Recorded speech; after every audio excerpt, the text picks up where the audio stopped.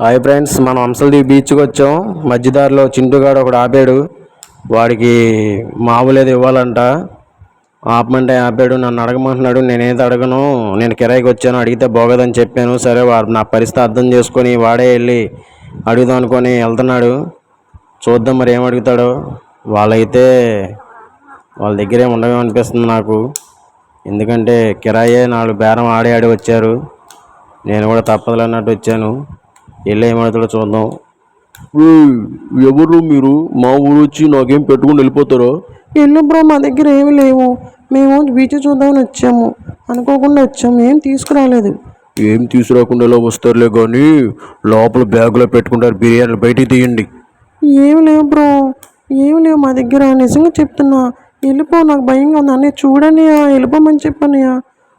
లోపల ఉంటే తీయండి అయ్యా. అయ్యి చింటూ బ్రో, ఇటు వచ్చే బ్రో. వాళ్ళే నాకు కిరాయి బేరం ఆడేవాడు వచ్చారు. వాళ్ళే నాకు డబ్బులు ఇస్తారులే తెలియదు. ఏంటో అలాంటి రోజులు తీసుకొచ్చావు. ఇంకోసారి రామాక.